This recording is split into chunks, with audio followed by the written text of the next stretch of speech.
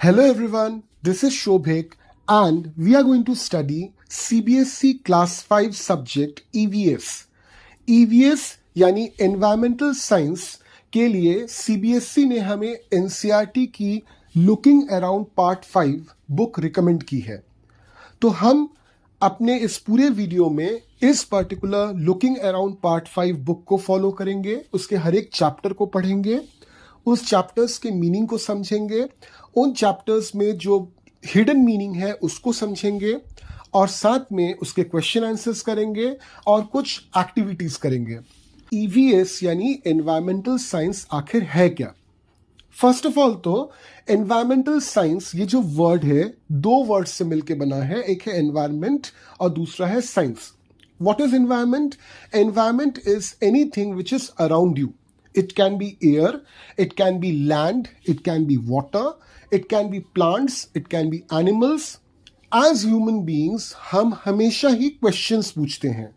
आप भी questions पूछते हैं। कभी कभार आप अपने माता पिता से, बड़ों से, स्कूल में जाके टीचर्स से आप बहुत सारे सवाल पूछते हैं क्योंकि आपको जानने की बहुत इच्छा होती है।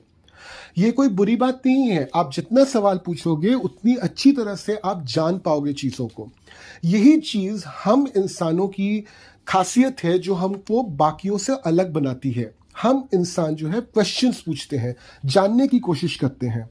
तो एनवायरमेंटल साइंस यानी ईवीएस जो सब्जेक्ट है वो सब्जेक्ट आपके कुछ क्वेश्चंस के आंसर्स देती हैं और एट द सेम टाइम ये आपको मोटिवेट भी करती हैं कि आपको भी अपने एनवायरनमेंट को अच्छी तरह से समझना चाहिए, उसके बारे में जानना चाहिए और जहाँ जहाँ पे लगे वहाँ वहाँ पे आपको क्वेश्चंस पूछना चाहिए। इसके लिए 10 बातों को आपको ध्यान में रखना पड़ेगा। कौन कौन सी बातें? तो पहली बात है observation and recording. What ever is happening around you, always observe them, always try to record them, always try to make a note of them. आपके आसपास बहुत सारी घटनाएं घटती हैं जिनको देखकर आप कभी कभार हो सकता है शॉक हो जाते हैं, कभी कभार बहुत ज़्यादा आश्चर्य हो जाते हैं। तो ऐसी घटनाएं जो आपके आसपास घटती हैं उनको नोट डाउन कीजिए। उन पे अगर नोट्स आप नहीं बनाओगे तो आपको वो चीज़ें बेहतर समझ में नहीं आएंगी। दूसरी बात जो आपको ध्यान में रखना है वो है डिस्कशन। लोगों से बातचीत कीजिए। लोगों से जितना बातचीत करोगे किसी एक टॉपिक को लेकर, उस टॉपिक के बारे में आप और डिटेल में जान पाओगे। तीसरी चीज जो है दैट इज एक्सप्रेशन। एक्सप्रेशन मतलब आपकी जो विचार है वो दूसरों तक पहुंचाइए, चाहे वो बोलकर पहुंचाइए या फिर लिख के पहुंचाइए। लिख के पहुंचाने का तो एक बहुत इजी मीडियम है, दैट इज क्रिएटिव राइटिंग। चौथा जो है दैट इज एक्सप्लेनेशन। हमेशा ट्राई कीजिए लोगों को अपनी बातों को एक्सप्लेन करना, एट द सेम टाइम जो दूसरे लोग कह रहे हैं उन बातों को समझने के लिए उनको एक्सप्लेनेशन देने के लिए आप प्रोत्साहित कीजिए। पांचवी जो बात है दैट इज क्लासिफिकेशन। सीबीएसई ने क्या किया है, जो भी नॉलेज सीबीएसई आपको देना चाहती है, entire knowledge CBSE has divided into groups. It has classified into groups and these groups are called as basically subjects. तो ठीक इसी तरह से जब आप ईवीएस पढ़ते हो तो आपको भी चीजें क्लासिफाई करके ही समझनी चाहिए। जो छठी चीज आपको ध्यान में रखना है दैट इज क्वेश्चनिंग। सवाल पूछिए। आप जितना सवाल पूछोगे उन सवालों के जवाब आपको मिलेंगे। आपकी अंदर की जो जानने की इच्छा है उतनी बढ़ेगी और उतनी सेटिस्फाई होगी। जो 7th थिंग आपको याद रखनी है दैट इज एनालिसिस। आपके आसपास जो कुछ भी घटना घट रही है ध्यान से उनको समझिए, क्योंकि उस समझ से आप आगे की चीजों को समझ पाएंगे। 8th जो चीज है वो है एक्सपेरिमेंट्स। एक्सपेरिमेंटेशन या एक्सपेरिमेंट करने से कभी मत घबराइए, हमेशा एक्सपेरिमेंट कीजिए, क्योंकि एक्सपेरिमेंट ही एक ऐसा रास्ता है जिससे आपकी जो नॉलेज है वो नॉलेज क्लियर होती है। 9वीं चीज जो है that is concern for justice and equality. आपको हमेशा ये ध्यान में रखना है कि आप प्रिविलेज्ड हैं। आप प्रिविलेज क्यों हैं? क्योंकि आपके माता पिता ने आपको एक प्रॉपर स्कूल में दाखिला करवाया है, आपको एनसीईआरटी ने एक प्रॉपर किताब दी है जिसमें से आपका नॉलेज बढ़ सकता है। बहुत सारे ऐसे बच्चे हैं आपके ही एज ग्रुप के होंगे जिनको ये सुविधा नहीं मिलती है। तो उन लोगों के प्रति जिन लोगों को ये सुविधा नहीं मिलती है, उन लोगों के प्रति एक इक्वल व्यवहार रखिए, उनको भी मौका दीजिए। आपके पास जो नॉलेज है उनके साथ शेयर करिए, क्योंकि शेयरिंग इंक्रीजेस योर जॉय। ये को बहुत कॉमन बात हमने पढ़ी है कि नहीं? तो हमेशा शेयरिंग कीजिए, इक्वल बिहेव कीजिए सबके साथ। एंड ऑब्वियसली 10वां जो पॉइंट है इसी से रिलेटेड है, दैट इज कोऑपरेशन। ट्राई कीजिए लोगों के साथ कोऑपरेट करने के लिए। और हमेशा याद रखिए, नॉलेज एक ऐसी चीज है जिसको आप जितना लोगों से डिस्ट्रीब्यूट करोगे, जितना लोगों में बांटोगे, आपका नॉलेज उतना बढ़ेगा। तो ये 10 चीजें आपको ध्यान में रखनी है जब हम सीबीएसई का ये वाला सब्जेक्ट पढ़ते हैं। हमारे सिलेबस में जो सबसे पहला चैप्टर है, अब हम उसकी तरफ बढ़ते हैं। Hello everyone, this is Shobhik and now we will start CBSE Class 5 Subject EVS Chapter number 1 from the NCERT book Looking Around Part 5। हमारा जो चैप्टर है उसका नाम है सुपर सेंसेस। इस चैप्टर में हम क्या देखने वाले हैं? तो पहली चीज हम डिफाइन करेंगे व्हाट आर सेंस ऑर्गन्स। दूसरा, हम देखेंगे कि सेंस ऑर्गन्स ह्यूमन बींग्स में कौन कौन से हैं और कैसे काम करते हैं, और एनिमल्स में ये सेंस ऑर्गन्स कितने डेवलप्ड हैं। उसके बाद हम जो करेंगे वो है इस चैप्टर के क्वेश्चन आंसर्स। साथ ही साथ जब ये चैप्टर हम करेंगे, we will do various activities so that we can understand this chapter properly. एक छोटा सा एग्जाम्पल लेके सेंस ऑर्गन्स को समझते हैं। सुबह जब आप नींद से जगते हो तो उसका प्रोसेस क्या होता है? मम्मी आपके रूम में आती हैं और आपको आवाज लगाती हैं कि जल्दी उठ जाओ, सुबह हो गई। जैसे ये आवाज आपके कानों तक पहुंचती है, आप अपनी आंखें खोलते हो और आप अपने आसपास देखते हो कि हाँ, सचमुच सुबह हो गई है, चारों तरफ उजाला है। उसके बाद आप बिस्तर से नीचे उतरते हो। जैसे आप नीचे उतरते हो, आपके पैर जमीन पर पड़ते हैं। मान लीजिए ये विंटर का मौसम है, आपके पैर में आपको ठंड लगती है, तो तुरंत आप क्या खोजते हो? आपकी चप्पलें कहाँ पे हैं। उसके बाद आप चले जाते हो ब्रश करने के लिए। तो जब आप अपने टूथब्रश पर टूथपेस्ट लगाते हो और उसके बाद उस ब्रश को अपने दांतों पे लगाते हो, तो ऑब्वियसली वो जो टूथपेस्ट है उसका टेस्ट आपके जीभ पे लगता है। साथ ही साथ आपको स्मेल आती है कि मम्मी आपके लिए सुबह का ब्रेकफास्ट बना रही हैं। ये जो पूरा एग्जाम्पल मैंने बोला, यहां पे आपके सेंस ऑर्गन्स काम कर रहे हैं। तो सेंस ऑर्गन का डेफिनेशन क्या हुआ? All those organs which either help you to see, hear, feel, taste और smell are the sense organs. जो एग्जाम्पल मैंने आपको दिया, सबसे पहले आपकी मम्मी ने आपको आवाज दी, जो आवाज आप तक पहुंची आपके कानों के जरिए, यानी the first sense organ is your year. उसके बाद आपने क्या किया? आपने अपनी आंखें खोली और आपने अपने चारों तरफ देखा कि उजाला हो गया है। तो आपकी आंखें जो हैं, that is the second sense organs, और your eyes are the second sense organs. उसके बाद आप जब बिस्तर से नीचे उतरे और आपके पैर जमीन पर पड़े, तो आपको ठंड लग रही थी। तो आपको क्या हुआ? फील हुआ। ये फीलिंग कहां से आई? आपके स्किन के जरिए आई। तो ये स्किन जो है, that is your third sense organ. आपने जब टूथपेस्ट का टेस्ट लिया, तो ये टेस्ट कहां से आया? आपके जीभ से आया या टंग से आया? So tongue is your fourth sense organ. Mummy जो ब्रेकफास्ट बना रही थी, उसकी स्मेल आपने कहां से ली? अपने नाकों से ली। तो आपके नाक जो है या नोज जो है, that is your fifth sense organ. तो ये हो गए हमारे 5 sense organs. So once again repeating, what are the 5 sense organs? First is your eyes which helps you to see, second is your ear which helps you to hear, third is your skin which helps you to feel, fourth is your tongue which helps you to taste, and fifth is your nose which helps you to smell। तो ये जो 5 senses हो गए, देखना to सी, सुनना to here, महसूस करना और टू फील, स्वाद लेना और टू टेस्ट, और सूंघना और टू स्मेल। ये 5 सेंसेस आपके जो हैं वो किस वजह से हैं? ऑब्वियसली आपके सेंस ऑर्गन्स की वजह से हैं। अगर आपकी आंखें बंद हैं तो आप देख नहीं पाओगे। अगर आपने अपने कानों को ढक लिया तो आप सुन नहीं पाओगे। अगर आपने अपने स्किन को ढक लिया तो आप महसूस नहीं कर पाओगे, अगर आपने अपनी नाकों को बंद कर लिया तो आप सूंघ नहीं पाओगे, और अगर आपने किसी चीज़ को जीभ नहीं लगाई तो उसका स्वाद, उसका टेस्ट आपको नहीं मिलेगा। और एक एग्जाम्पल लेते हैं सेंस ऑर्गन्स को समझने के लिए। मान लीजिए आप किसी रेस्टोरेंट में गए, तो वहां पे तरह तरह के डिशेस अवेलेबल हैं। जब तक आप उन डिशेस को चखोगे नहीं, आपको पता कैसे चलेगा कि कौन सा डिश ज़्यादा स्वादिष्ट है, कौन सा डिश आपको ज़्यादा फेवरेट होगा। ठीक उसी तरह से for example you have gone to watch a movie. If you close your eyes, अगर आपने अपनी आंखें बंद रखी, will you be able to see the movie? Obviously no. तो मूवी देखने के लिए आपको अपनी आंखें खोलनी पड़ेंगी। तो कोई भी चीज़ देखने के लिए आपको अपनी आंखें खोलनी पड़ेंगी। ठीक उसी तरह से मान लीजिए आपको जुकाम लगा हुआ है, तो जुकाम जब आपको लगता है तो उस समय are you able to smell things around you? Obviously no. तो अगर आपका नाक नहीं खुला होगा तो आपको स्मेल या सुगंध या वॉटेवर गंध जो है वो गंध आपके आंखों तक नहीं पहुंचेगी।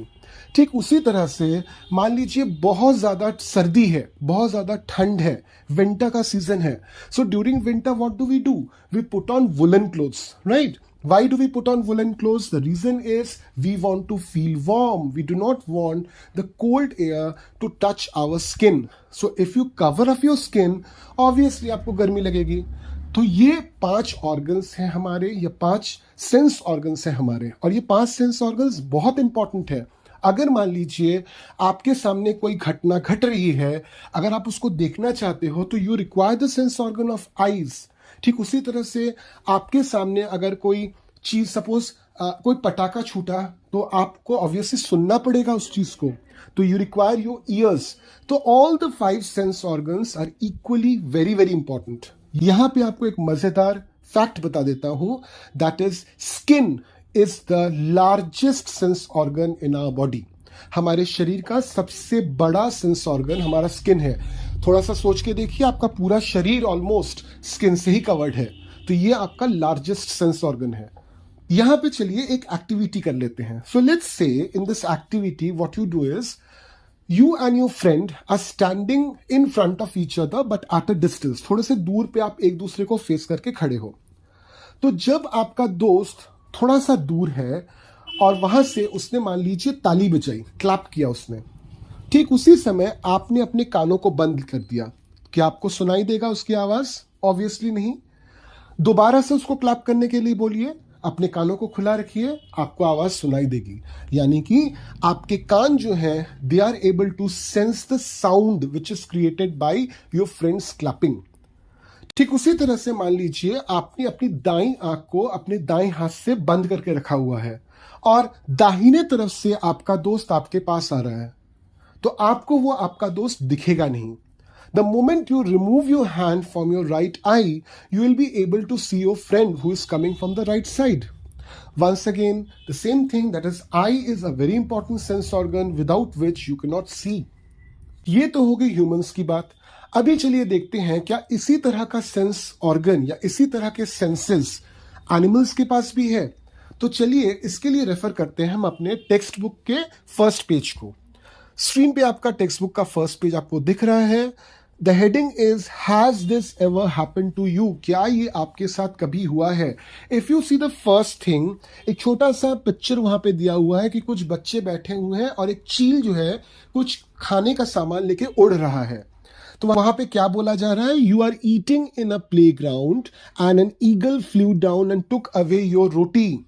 जस्ट इमेजिन, आप बैठ के खाना खा रहे हो एक प्लेग्राउंड में, खुले से प्लेग्राउंड में, एक चील वहां से उड़ के आया और उसने आपका खाना आपसे छीन लिया, आपका रोटी आपसे छीन लिया और वो उड़ भी गया। क्वेश्चन यहां पे ये आता है कि उस चील को पता कैसे चला कि आपके पास खाना है?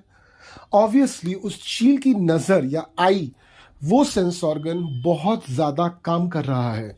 तो चील को बहुत ऊंचाई से उड़ते वक्त भी उसकी आंखें इतनी शार्प होती हैं कि वो नीचे रखा हुआ कोई भी खाने का सामान इजीली देख सकता है। So kites, eagles, vultures, these type of birds are having very good eyesight. उनकी आंखों की रोशनी बहुत तेज होती है। Their eye is very strong. They can see from very far off places and hence we can say कि इस तरह के जो पक्षी होते हैं इनकी जो आई साइट होती है वो बहुत तेज होती है, इनका जो आई वाला सेंस ऑर्गन है ये बहुत डेवलप्ड होता है। मैंने आपके लिए क्लिपिंग भी डाली हुई है, देखिए ये इंसान कितनी आराम से अपनी मछली खाने के लिए तैयार हो रहा था and suddenly a seagull is a type of a bird, suddenly a seagull comes and attacks and takes away that particular fish. Come to the second example from the book. You can see there is a boy who is passing by a dog who is sleeping. एक लड़का एक कुत्ते के बगल से गुजर रहा है। अब देखिए अचानक से क्या होता है, बुक क्या बोल रहा है आपको, As you walked softly past a sleeping dog, its ears shot up at once. ये चीज तो आपके साथ घटी ही होगी, है ना। आप रास्ते से जा रहे हो, रास्ते के बगल में कोई कुत्ता सोया हुआ है, एकदम शांति से सोया हुआ है। The moment you cross the dog does what, immediately puts up his ears. क्यों? Because he can sense your footsteps, the sound of your footsteps. वो कुत्ता आपके पैरों की जो आवाज है उसको सेंस कर पा रहा है। इसका मतलब क्या, उसका जो कान है, ये जो सेंस ऑर्गन उसका कान है, ये बहुत ज्यादा डेवलप्ड है। So a dog has a very good hearing power. तो to the third example which is given in your book, you dropped something sweet on the ground and within minutes many ants collected around it. This is also something which happens very commonly. होता ही है घर पे, हम खाने बैठे, थोड़ा सा खाना नीचे गिर गया, तुरंत आप देखिएगा कहीं से भी आके बहुत सारी चींटियां उस खाने पे टूट पड़ती हैं। अब क्वेश्चन ये है, चींटियों को पता कैसे चला कि वहां पे खाना गिरा है? और स्पेशली अगर आप स्वीट्स डाल देते हो जमीन पर तो आप देखोगे इमीडिएटली चींटियां आ जाती हैं, श्योर चींटियां तो आ ही जाएंगी। क्वेश्चन है, ये चींटियों को पता कैसे चला कि वहां पे कोई खाना या कोई भी स्वीट आइटम जमीन पे गिर गया है? The answer is they have a very good smell sense. उनको स्मेल बहुत जल्दी बहुत तेज मिलती है। तो animals like ants, animals like dogs, they have very strong smelling sense. Book में भी बताया गया है कि animals have different senses, they can see, hear, taste, smell and feel. Some animals can see their prey from far away. Some can hear even the faintest sound. Some animals can find their friends by their smell. Animals world is full of examples of amazing senses. यहाँ पे साफ साफ लिखा हुआ है कि there are many animals who can see their prey. Prey का मतलब क्या? शिकार। P-R-E-Y, prey, शिकार। P-R-A-Y, prey मतलब प्रार्थना करना। Take an example of owl. Owl मतलब उल्लू। आपको पता है कि उल्लू इज अ नॉक्टर्नल एनिमल। किन एनिमल्स को नॉक्टर्नल बोलते हैं? जो रात के समय जगते हैं और रात के समय शिकार करते हैं। तो owl is a nocturnal animal. Owl की आई साइट बहुत शार्प होती है, उसको अंधेरे में भी बहुत अच्छी तरह से चीजें दिख जाती हैं। तो आउल रात को शिकार कर पाता है because it can see its prey from a very large distance and in complete darkness also. आपके पास पालतू कुत्ता है तो you might have seen this, आपके दरवाजे पे कोई आया है, उसने अभी तक कॉलिंग बेल भी नहीं दबाई है, but your dog starts barking. How does your dog know कि somebody is on the door? Because the person who is on the door, अभी तक तो उसने बेल नहीं बजाई है। Because your dog can hear the faintest of the sounds. Faintest मतलब हल्के से हल्का, ऑफ द साउंड।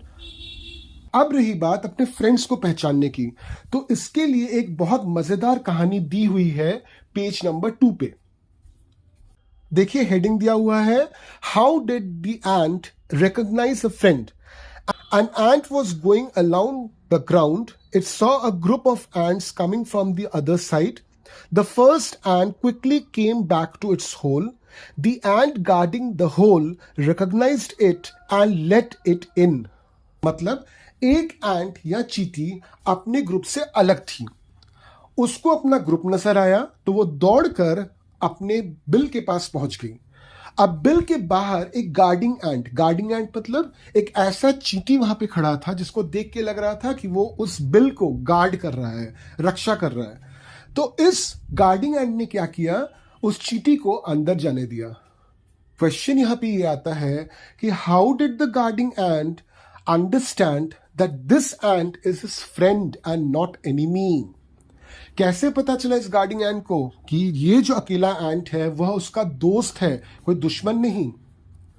हर एक एंट की अपनी अलग स्मेल होती है, तो एक एंट दूसरे एंट को उसके स्मेल के जरिए याद रखता है। यानी गार्डिंग एंट को दूसरे एंट का स्मेल पहचाना हुआ लगा, तो इसलिए उसने उसको अंदर जाने दिया। अगर उसने उस एंट के स्मेल को रिकॉग्नाइज या पहचान नहीं की होती तो वह हरगिज उसको अंदर नहीं जाने देता। यहां पे चलिए एक एक्टिविटी करते हैं। अगर आपके घर पे कुत्ता है तो ऑब्वियसली आप अपने कुत्ते को खाना देते हो। तो next time when you are giving lunch to your dog, एक काम करिए, टेक 2 bowls, 2 कटोरी लीजिए। एक में कीप मीट और दूसरे में कीप सम स्वीट आइटम। दोनों कटोरियों को जब आप सामने रखोगे आपको दिखेगा कि आपका कुत्ता दोनों कटोरियों को सूंघेगा, and then it will eat the meat first and then it might go and eat the sweet. देखिए, डॉग जो है it is a carnivorous animal. Carnivorous animal मतलब एक ऐसा एनिमल जो मीट खाता है। तो जब आप उसको 2 कटोरी में, जिसमें से एक में मीट रखा हुआ है दूसरे में स्वीट रखा हुआ है, ये दोनों ऑफर करते हो, तो since dog is a carnivorous animal it can easily recognise the smell of the meat and hence it eats the meat first. Okay, अब चले आइए पेज नंबर 2 में, ट्राई दिस एंड राइट, इस वाले सेक्शन में।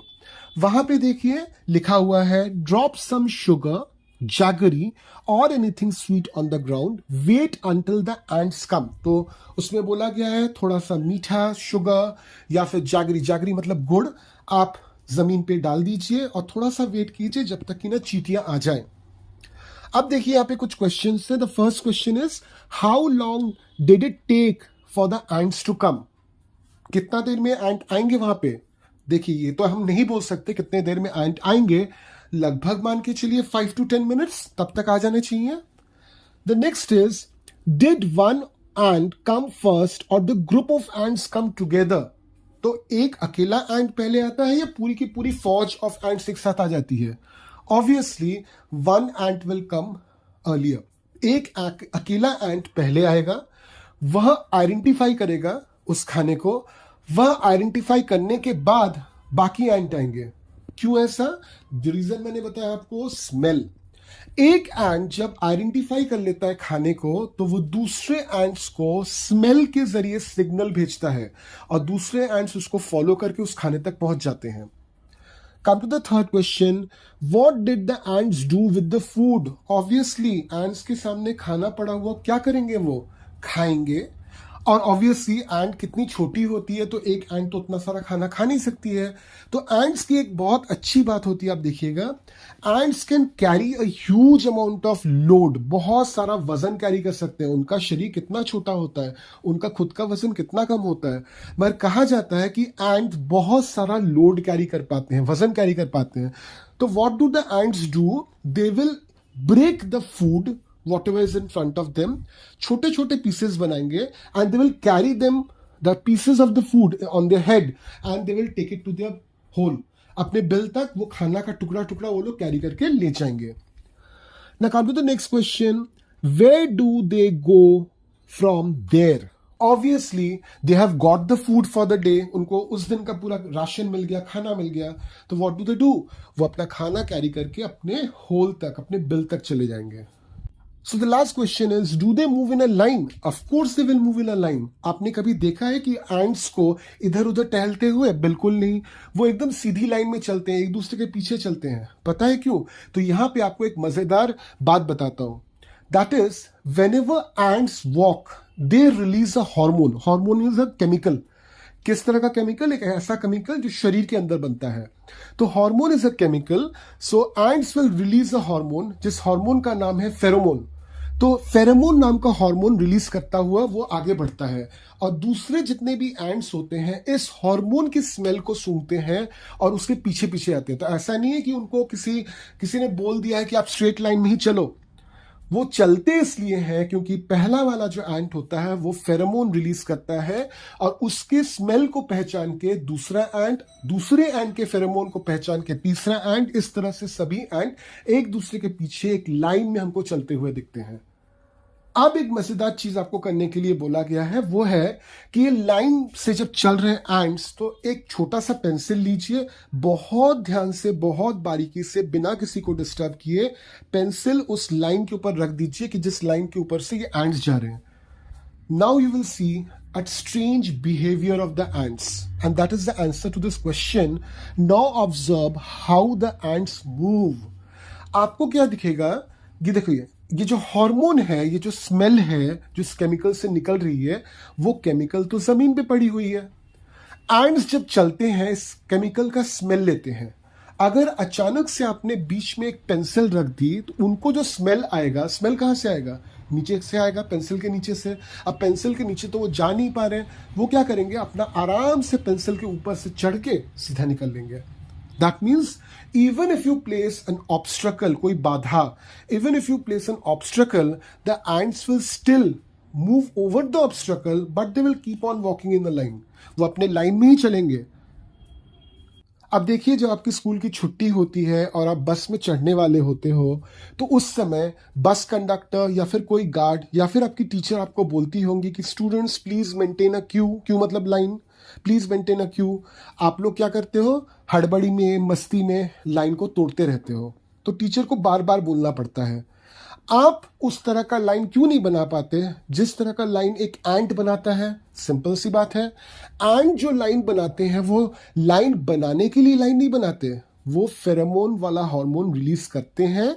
उसके स्मेल को पकड़कर दूसरे एंट्स जो हैं लाइन में नजर आते हैं. मगर ये एक्सप्लेनेशन प्लीज अब अपने टीचर को मत दीजिएगा, नहीं तो टीचर आपको डांट देगी. तो वहां पे आपको ध्यान रखना है, टीचर या फिर गार्ड या फिर कंडक्टर आपको लाइन में इसलिए आने के लिए कह रहा है because that will ensure discipline and that will ensure कि हर एक बच्चे को प्रॉपर सीट मिल पाए और हड़बड़ी में किसी को चोट ना लगे. ना एंड्स का ये जो पिकुलियर बिहेवियर है ना, ये बिहेवियर पहचान में कैसे आया? तो ये भी दिया हुआ है आपके बुक में. Many years ago, a scientist did many experiments like this.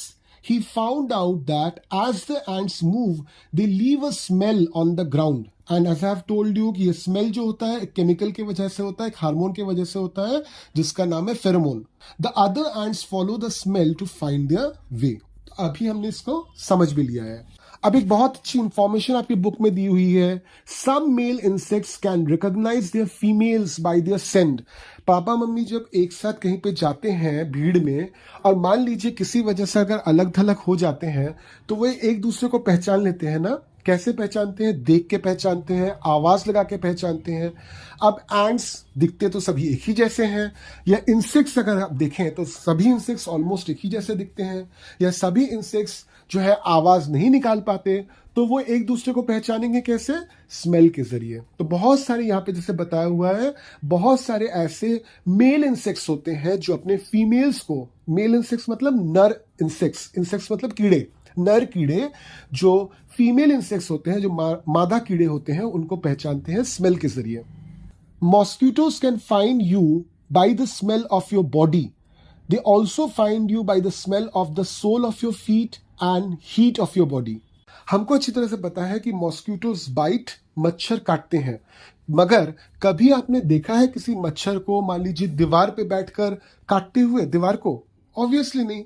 मगर वही मच्छर अगर आपके ऊपर बैठ जाता है तो वो आपको डंक मारता है, वो आपका खून चूसने लगता है. हाउ? वाई? उस मच्छर को पता कैसे चलता है कि आप हो कहां पे?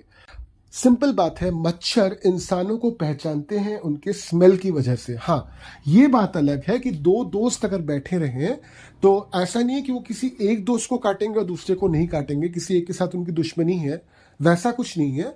मगर उनके पास इंसानों का स्मेल कैसा होता है उस तरह का एक इंफॉर्मेशन उनके पास होता है. तो जैसे ही वो देखते हैं कि उनको कोई स्मेल मिल रही है और वो स्मेल इंसानों के स्मेल जैसा होना चाहिए वैसा है, तो तुरंत वो उस दिशा में उड़कर उस इंसान को काटना शुरू करती है. और सिर्फ इतना ही नहीं, गर्मी के समय मच्छर ज्यादा क्यों काटते हैं, इसका भी एक रीजन ये है कि गर्मी के समय आपका बॉडी टेम्परेचर जो है वो बढ़ जाता है. यानी कि आपके अंदर का जो खून है, blood, that is more hot as compare to winter. And मच्छरों को ये गर्म खून पीना ज्यादा पसंद है. They like to drink the hot blood. तो गर्मी के समय मच्छर ज़्यादा आपको काटते हैं क्योंकि उस समय आपका बॉडी का टेम्परेचर हीट हाई रहता है। आपको रात में बहुत अच्छी नींद आ रही है, आपने अपना बिस्तर तैयार कर लिया है and you are ready to jump in your bed and take a good sleep, मगर अचानक होता क्या है, आपके मोहल्ले के सभी कुत्ते एक के बाद एक भौंकने लगते हैं। Now this is something जो आपके साथ हुआ ही होगा। The question arises, why do suddenly dogs start barking at night? या फिर दिन में भी हो सकता है। Why does it happen कि suddenly huge number of dogs in your locality, in your area start barking? थोड़ा सा ध्यान से देखिएगा कि वो भौंक किस पे रहे हैं। ऐसा हो सकता है कि किसी इंसान पे भौंक रहे हैं, मगर ज्यादातर आप देखिएगा कि आपके मोहल्ले के जो कुत्ते हैं वो किसी दूसरे कुत्ते के ऊपर चीख रहे हैं और वो अकेला बेचारा दूसरा कुत्ता इधर से उधर भाग रहा है। The question is, how does the dogs know that this other dog on which they are barking that is not from their locality? Because dogs mark their locality with smell. कुत्ते जो होते हैं, एक मोहल्ले के कुत्ते जो होते हैं, हर एक मोहल्ला, हर एक एरिया का अलग स्मेल होता है। तो डॉग्स मार्क देयर टेरिटरी, वो अपने जगह को चिन्हित करते हैं, वो अपने जगह को पहचानते हैं स्मेल के जरिए। इसलिए देखिएगा, अगर आपके पास कोई कुत्ता है और वो कुत्ता कहीं और जाकर आप छोड़ के आते हैं तो वो वापस आपके घर तक लौट के आता है।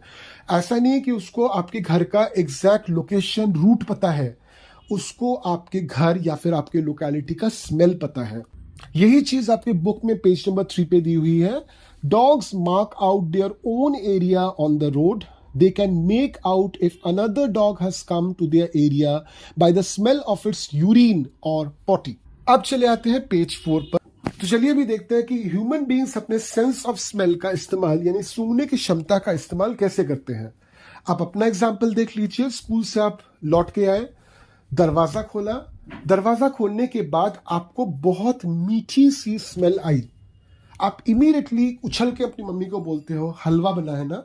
तो how do you identify that it is halwa that is being made? Obviously through smell. अगर मान लीजिए दिवाली के समय, शाम के समय पटाखे छूटने शुरू हो गए कि नहीं, आपको पता कैसे चलता है? ऑब्वियसली आवाज तो आपको आती है, but at the same time पटाखों की जलने का जो स्मेल होता है वो भी आपके नाक तक पहुंचता है। तो using these examples you can say that yes, using my sense of smell I can differentiate between things. मुझे पता चलता है चीजें अलग अलग हैं स्मेल की क्षमता की वजह से।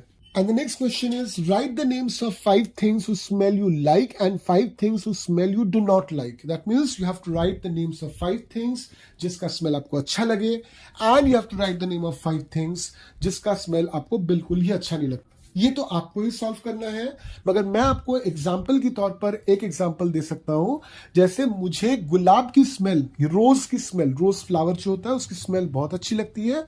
And eight the same time अगर कोई मुझसे पूछे कि कौन सा स्मेल आपको बिल्कुल अच्छा नहीं लगता, तो मुझे किसी चीज के जलने की बू अच्छी नहीं लगती है। यहाँ पे एक छोटा सा चैलेंज है आपके पास। आपने 5 चीजों के नाम लिखे जिसका स्मेल आपको अच्छा लगता है और 5 चीजों के नाम लिखे जिसका स्मेल आपको अच्छा नहीं लगता। आपके दोस्त को भी आपका आंसर बिना बताए उसको यही वाला एक्टिविटी करने के लिए बोलिए। होने के बाद दोनों का आंसर मिलाइए। एक बार चेक कीजिए तो आपके दोस्त के साथ आपकी कितनी सिमिलैरिटी है। ऑब्वियसली जितनी अच्छी सिमिलैरिटी होगी उतनी पक्की दोस्ती होनी चाहिए आप दोनों में। Now we turn to page number 5 where in the discuss section there are 2 questions. The first question is, do the clothes of any of your family members smell? Whose? यानी क्या आपके घर में आपका कोई फैमिली मेंबर है जिसके कपड़ों से स्मेल आती है? अगर आती है तो किसके आती है? तो आप यहाँ पे एक छोटा सा चीज देखिएगा। दोज फैमिली मेंबर्स जिनकी हैबिट है कि वो घर से निकलते वक्त परफ्यूम या डिओड्रेंट लगा के निकलते हैं, वो जब लौट के आते हैं तो उनके कपड़ों में से तब भी डिओड्रेंट या परफ्यूम की स्मेल आती रहती है। हाँ, जब वो लगाते हैं उस समय जितनी स्मेल थी उससे कम जरूर हो जाएगी, but then the smell will still come from there. At the same time आप ये भी देखिएगा कि दोस्त फैमिली मेंबर्स जिनको बाहर जाके ज्यादा टाइम बिताना पड़ता है, या फिर वो फैमिली मेंबर्स जो धूप में या बारिश में ज्यादा देर तक बाहर रहते हैं, या फिर वो फैमिली मेंबर्स जिनको ज्यादा मेहनत करनी पड़ती है बाहर जाकर, उनके कपड़ों में से जो स्मेल आएगी वो स्मेल उतनी अच्छी नहीं होगी, या फिर कहें तो वो बदबू होगी। जो चीज हमको अच्छी नहीं लगती होगी, जो स्मेल, बदबू होगी। क्यों? क्योंकि इंसान, कोई भी इंसान, चाहे वो किसी भी टेम्परेचर में रहता हो या किसी भी तरह का काम करता हो या किसी भी तरह की लाइफस्टाइल जीता हो, हर एक इंसान को पसीना आता है। अब जब पसीना इंसान को आता है तो होता क्या है कि उसके स्किन पे जब पसीना आ जाता है तो छोटे छोटे छोटे छोटे माइक्रोब्स मतलब ऐसे लिविंग बींग्स जो आपको माइक्रोस्कोप के बिना दिखेंगे भी नहीं, तो छोटे छोटे माइक्रोब्स उस स्वेट पे, उस पसीने पे जमा होना शुरू करते हैं, जिसके वजह से एक स्मेल, एक बदबू बन जाती है उस पसीने के वजह से। तो जो लोग ज्यादा टाइम बाहर रहते हैं या जो लोग ज्यादा पसीना जिनको आता है या जो लोग धूप में या बारिश में ज्यादा टाइम बाहर रहते हैं या कोई फिजिकल लेबर करते हैं, तो उन लोगों के कपड़ों में से आपको बदबू आएगी, क्योंकि उनको स्वेटिंग ज्यादा हो रही है। उनके स्वेटिंग के वजह से उनके स्वेट पे माइक्रोब्स ज्यादा आ रहे हैं, जिसके वजह से उनका जो स्मेल है, स्वेट का जो स्मेल है, दैट बिकम्स ऑड, खराब हो जाता है, बदबूदार हो जाता है। Let us come to the second question.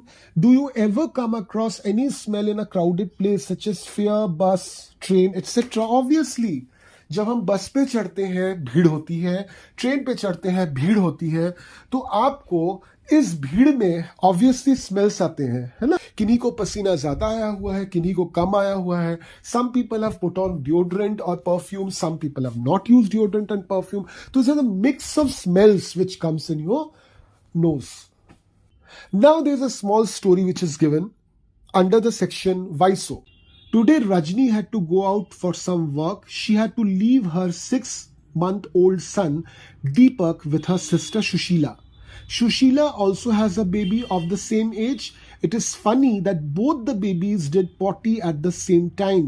She happily cleaned her daughter, but when she was cleaning her sister's son Deepak, she covered her nose with her dupatta or scarf. यानी दो बहनों की कहानी है यहाँ पे। एक है रजनी, एक है सुशीला। दोनों के बच्चे जो हैं एक ही उम्र के हैं, छोटे छोटे बच्चे हैं, 6 महीने के, एक ही उम्र के हैं। अब रजनी को किसी काम से बाहर जाना होता है तो वो अपने बच्चे को, जिसका नाम दीपक है, वह अपनी बहन के पास रख जाती है जिनका नाम सुशीला है। अब होता क्या है कि एक ही वक्त पे सुशीला की जो बेबी है वो भी, और रजनी का जो लड़का है जिसको वो रख के गई है सुशीला के पास, वो भी एक ही टाइम पे दोनों पॉटी करते हैं। सुशीला क्या करती है, वो खुशी खुशी दोनों के डाइपर्स बदल देती है। मगर यहाँ पे एक अंतर है, जब वो अपनी बेटी का डाइपर बदल रही होती है तो कोई परेशानी नहीं होती, मगर जब वह रजनी के बेटे का डाइपर चेंज कर रही होती है तो उसको अपने मुंह पे एक दुपट्टा यानी कि नाकों को बंद करना होता है। यहाँ पे पूछा गया है कुछ क्वेश्चंस उसके बाद, तो let us C the first question. Shushila covered her nose when she cleaned Deepak's nappy, but not when she cleaned her daughter. Why do you think she did this? इस आंसर को समझाने के लिए एक छोटा सा एग्जाम्पल लेते हैं। आप देखिएगा कि कुछ लोग होते हैं जिनको खाने में अगर प्यास पड़ जाए, प्यास मतलब कांदा, अनियन, तो अगर खाने में प्यास पड़ जाए तो उनको वो खाना पसंद नहीं आता। और कुछ लोगों को अगर खाने में प्यास पड़ भी जाए तो उनको कोई प्रॉब्लम नहीं होती। क्यों नहीं प्रॉब्लम होती? क्योंकि उनको प्यास का जो स्ट्रॉन्ग स्मेल है उसकी आदत पड़ चुकी है। और जो लोग बिल्कुल ही प्यास नहीं खाते, जिनको प्यास के स्ट्रॉन्ग स्मेल से नफरत है, उनके खाने में अगर बाई चांस प्यास पड़ जाए तो उनको इतना ज्यादा स्मेल आता है प्यास का कि वो खा नहीं पाते। तो बात है आदत की। अब उसी चीज को अप्लाई करते हैं इस आंसर को देने के लिए। सुशीला हर दिन अपने बेटी का नापी चेंज करती है, तो बेटी के पॉटी का जो स्मेल होता है, हर किसी के पॉटी का स्मेल होता है, तो बेटी के पॉटी का जो स्मेल होता है, इस स्मेल की उसको आदत हो चुकी है, तो उसको अपना नाक कवर करने की जरूरत नहीं पड़ी। मगर जब वो दीपक के नैपी को चेंज करने जाती है तो दीपक का जो पॉटी का स्मेल है उसको इसकी आदत नहीं है, इसलिए उसको अपना नाक को कवर करना पड़ा। Now come to the second question. How do you feel when you walk near a heap of garbage? Think of the children who spend the whole day picking things from such garbage. Garbage मतलब कूड़ा। तो कभी कभार होता है कि हम रास्ते से जब चलते हैं तो साइड में कोई एक बड़ा सा कूड़ादान होता है जिसमें एकदम भर भर के कूड़ा है, या तो कभी कभार होता है कि कूड़ा वहां से बाहर भी निकल के फैल चुका है चारों तरफ। हम लोग क्या करते हैं, अपने नाक को कवर कर लेते हैं। Why? Because we are not habituated to the smell of this garbage. This garbage का स्मेल जो है वो हमको बहुत बुरा लगता है, तो हम अपने नाक को कवर कर लेते हैं, हमको इसकी हैबिट नहीं है। अब जरा सोचिए, ऐसे बहुत सारे बच्चे हैं हमारे देश में जिनको इस कूड़े में से सामान इकट्ठा करना पड़ता है, और वो बेचारे बच्चे अपना नाक कवर भी नहीं करते। क्यों? क्योंकि उनको इस गार्बेज की स्मेल या गार्बेज का जो बू है उसकी आदत पड़ चुकी है। तो smell is a thing of habit. कुछ स्मेल्स की हमको हैबिट हो जाती है, कुछ स्मेल्स की हमको हैबिट नहीं होती है। And then we come to the third, that is a smell good or bad for everyone in the same way, or does it depend on how much each one feels about it? Obviously, एक चीज जो आपके लिए सही है वो आपके दोस्त के लिए सही नहीं हो सकती है। आपको मीठा खाना पसंद है, आपके दोस्त को नमकीन खाना पसंद है। हर किसी का जो पसंद है, टेस्ट है, वो अलग अलग होता है। ठीक उसी तरह से कुछ स्मेल्स आपको अच्छी लग सकती हैं, कुछ स्मेल्स आपको अच्छी नहीं लग सकती हैं। सिमिलरली माइट बी दो smells which you like another person does not like, or maybe those smells which you dislike another person likes. तो यहां तक हमने पेज नंबर 1 से लेकर page number 5 of the book looking around part 5 chapter number 1 super senses की पढ़ाई की। अभी तक हमने जो पढ़ा वो है about the first sense organ, that is nose, और the first sense which is smell. अभी हम मूव करेंगे अगले सेंस ऑर्गन पे, that is eye, and the next sense that is sight, देखना। Now we will speak about the second sense organ, that is eyes, and the second sense that is eyesight. यानी हम बात करेंगे जो दूसरी sense organ है आंखों के बारे में, और जो दूसरी सेंस है दैट इज दृष्टि, उसके बारे में, देखने की क्षमता, उसके बारे में। हम इंसानों की आंखें जो होती हैं वो डायरेक्ट चेहरे पे होती हैं, है ना। जबकि अगर किसी चिड़िया को आप देखते हैं तो चिड़िया की आंखें जो होती हैं चेहरे के दोनों साइड होती हैं। पता है क्यों? पहले तो समझते हैं हम इंसानों की आंखें चेहरे पर क्यों होती हैं। Because we human beings have to see things which are in the front. अब मान लीजिए आपका दोस्त आपके दाहिने तरफ खड़ा है और आपको बुला रहा है, तो आपको क्या करना पड़ेगा उसको देखने के लिए कि अपना सर जो है वो दाहिने तरफ घुमाना पड़ेगा। ठीक उसी तरह से if your friend is standing on the left side and is calling you, in order to see your friend you have to turn your head towards the left. Why? The reason is हमारी आंखें जो है वो सीधा देखने के लिए बनी है। हमारी आंखों को हम ज्यादा दाहिने तरफ या ज्यादा बाएं तरफ नहीं मुड़ा सकते, तो बाएं तरफ का या फिर दाईं तरफ का देखने के लिए हमको अपना सिर उस तरफ घुमाना पड़ेगा। अब बात करते हैं चिड़ियों की। चिड़ियों के बहुत सारे शत्रु होते हैं, बहुत सारे दुश्मन होते हैं, बहुत सारी एनिमीज होती हैं। दूसरे बड़ी चिड़ियाएं हो सकती हैं या फिर कोई जानवर हो सकता है, इंसान हो सकता है, तो उसके काफी एनिमीज होते हैं। अब उन एनिमीज से बचना होगा बेचारे को। At the same time birds also needs to collect their food, तो उसको अपना खाना भी इधर उधर से जुगाड़ करना पड़ेगा। तो पक्षी की जो आंखें होती हैं, चिड़िया की जो आंखें होती हैं, वो चेहरे के दोनों तरफ होने से होता क्या है कि उसको अपने लेफ्ट आई से पूरा का पूरा लेफ्ट पोर्शन दिखता है, अपने राइट आई से उसको पूरा का पूरा राइट पोर्शन दिखता है। तो उसकी देखने की जो रेंज है वो काफी बड़ी हो जाती है। तो birds, since they have their eyes on both sides of their face, they can look for a wider range. अब एग्जाम्पल ले लेते हैं एक ऐसी चिड़िया की जिसकी आंखें इंसानों की तरह ही डायरेक्ट फेस पे होती हैं। तो ऐसी एक चिड़िया का नाम है आउल, उल्लू। तो उल्लू जब शिकार करता है तो उसको बहुत बारीकी से अपने शिकार को पहचानना होता है, देखना होता है। तो उसकी आंखें अगर बाकी चिड़ियों की तरह बाएं और दाएं तरफ होती तो उसको सीधा अपना शिकार क्लियरली दिखता नहीं। सो दैट उसको अपना शिकार डायरेक्ट दिखे, क्लियरली दिखे, तो उसकी आंखें जो हैं वो चेहरे पर होती हैं। इस तरह के विजन को हम लोग बोलते हैं बाइनोकुलर विजन। तो बाइनोकुलर विजन होती है उल्लू के पास, उसको बहुत दूर से दिख जाता है अपना शिकार और फिर वो शिकार कर लेता है। अब उल्लू की तरह ही बाकी जो प्रिडेटरी बर्ड्स हैं, प्रिडेटरी मतलब शिकारी, जो शिकारी बर्ड्स हैं just like eagle, vulture, kite, ये जो बर्ड्स हैं इनकी भी जो आंखें हैं वो बहुत तेज देख सकती हैं, बहुत दूर तक देख सकती हैं। जैसे हम इंसान जो है we can see maximum up to 2 meters in a very clear way, तो हमको मैक्सिमम 2 मीटर्स तक सब कुछ क्लियर दिखता है। जबकि प्रिडेटरी बर्ड्स को अगर सिर्फ 2 मीटर तक ही क्लियर दिखे तो उनका पेट तो भरेगा नहीं, वो तो शिकार कर नहीं पाएंगे। तो प्रिडेटरी बर्ड्स की जो विजन होती है वो 8 मीटर्स तक क्लियर देखने के लिए होती है। तो उनको 8 मीटर के अंदर कोई भी चीज अगर हो तो उसको एकदम साफ साफ दिखता है। तो याद है ना, हमने एक एग्जाम्पल लिया था कि आप प्लेग्राउंड में बैठे हैं और वहां पे एक रोटी खा रहे हैं और एक काइट आता है, वो तुरंत आके झपट्टे से आपका रोटी उठा के लेके भागता है। तो काइट को क्यों दिखा आपका रोटी? क्योंकि उसकी आई साइट जो है बहुत शार्प है, उसको 8 मीटर्स तक एवरीथिंग क्लियरली नजर आता है। अब सिर्फ बर्ड्स नहीं, बहुत सारे ऐसे एनिमल्स हैं जिनकी आई साइट भी बहुत शार्प है। से फॉर एग्जाम्पल डॉग, कुत्ते को भी बहुत दूर की चीजें दिखती हैं साफ साफ। बिल्ली, कैट, उसको भी बहुत दूर की चीजें दिखती हैं साफ साफ। अब एक बहुत इंपॉर्टेंट क्वेश्चन आता है कि डू एनिमल्स सी कलर्स, यानी कि क्या एनिमल्स को कलर दिखते हैं? इसका जवाब हम लोग देख लेते हैं पेज नंबर 7 पे। Animals can not see as many colours as we can see. तो नीचे एक डायग्राम दिया हुआ है, उस डायग्राम को बहुत अच्छी तरह से देखिए। सबसे पहले उस डायग्राम में एक इंसान है, उसको कलर्स दिखते हैं, हम इंसान कलर्स आइडेंटिफाई कर पाते हैं। उसके बाद जो second part of the diagram है उसमें एक बर्ड दी हुई है, इस बर्ड को भी कलर दिख रही है मगर इसका ब्राइटनेस देखिए थोड़ा सा ज्यादा है, तो बर्ड्स को भी कलर्स दिखता है। उसके बाद चले आते हैं तीसरे पे, दैट इज अ डॉग।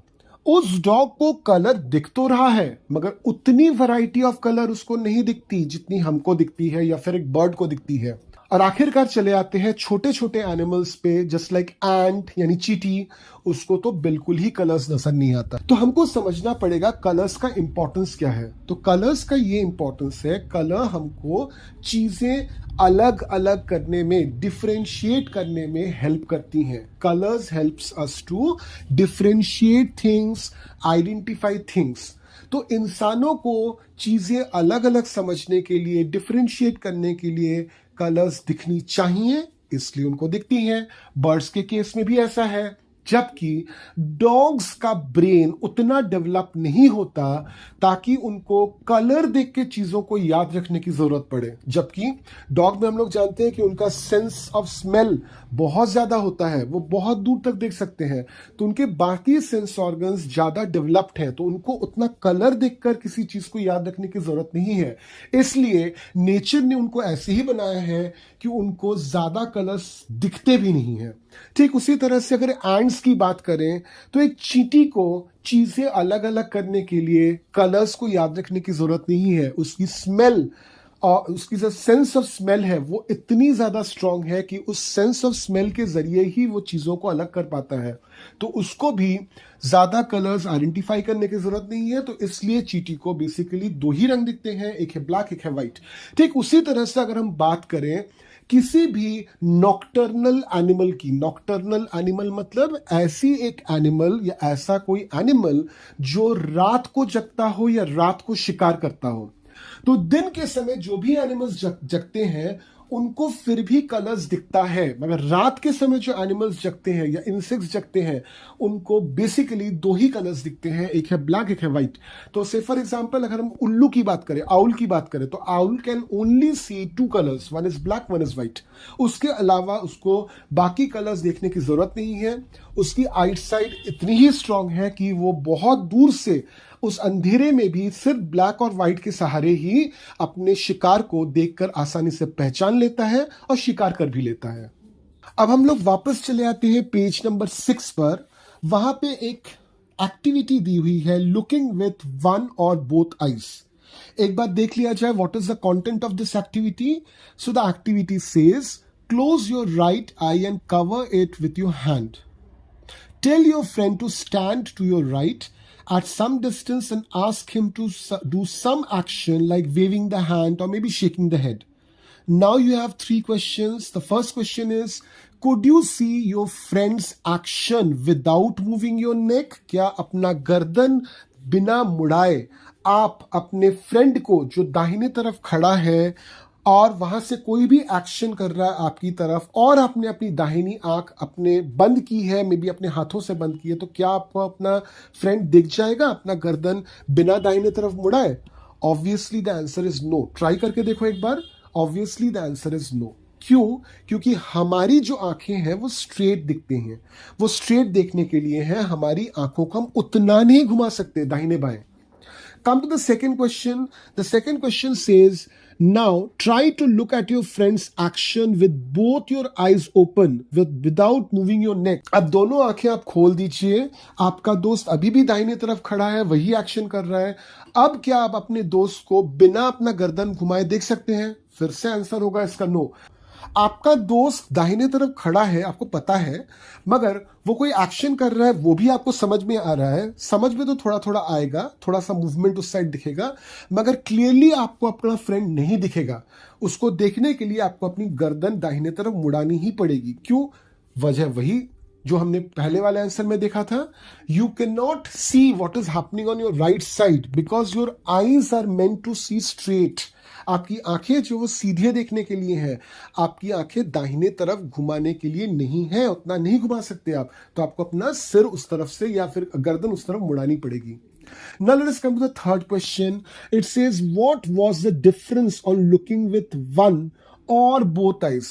तो डिफरेंस क्या है? डिफरेंस ये है कि दोनों आंखों से आप देखोगे तो आपको फिर भी पता चलेगा कि आपका दोस्त जो है वो खड़ा तो है, क्लियरली दिखेगा नहीं, मगर अगर आप अपनी दाहिनी आंख को बंद रखोगे तब तो आपको पता भी नहीं चलेगा कि आपके दाहिने तरफ आपका दोस्त खड़ा भी है कि नहीं. यानी कि सिंपल सी बात है, ह्यूमन बींग्स की आंखें जो है they are meant to see straight. हम सीधा देखने के लिए हमारी आंखें बनाई गई हैं. If I want to see what is on my right, if I want to see what is on my left, I have to turn my head towards right और टुवर्ड्स लेफ्ट.